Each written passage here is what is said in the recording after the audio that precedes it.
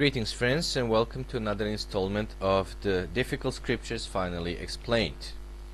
The scripture we are dealing today with is Genesis chapter 3 and verse 15. The verse says, "And I will put enmity between thee and the woman, and between thy seed and her seed. He shall bruise thy head, and thou shalt bruise his heel."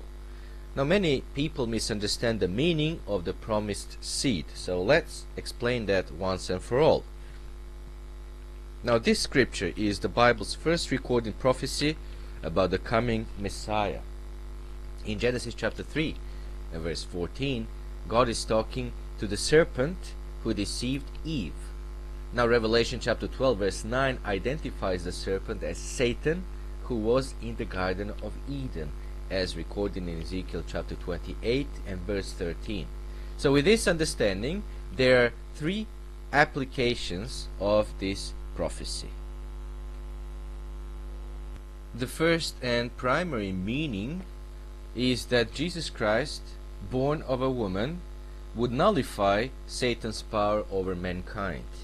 And Satan, symbolized as a serpent in Revelation chapter 12 verse 9, bruised Jesus Christ's heel, caused him to be put to death to fulfill God's purpose.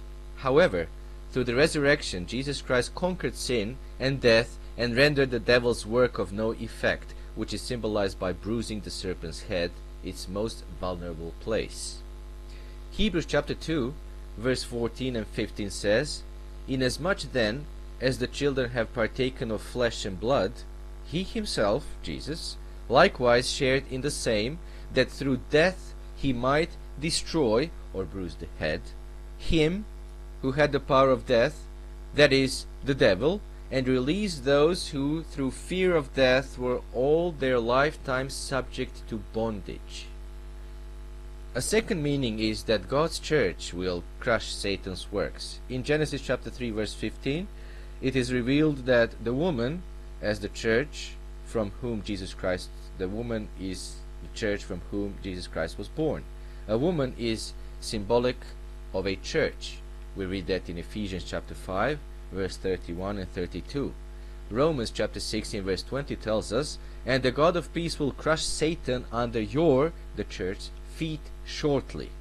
And thus the church, you see, which is the body of true believers, as well as Jesus Christ, has overcome Satan.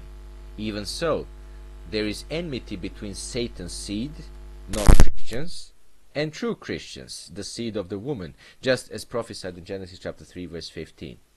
A third application is that God will put enmity between Satan and the woman, Eve. Even today, there seems to be a special fear or dread most women have for snakes as a result of Eve's encounter with Satan, the serpent.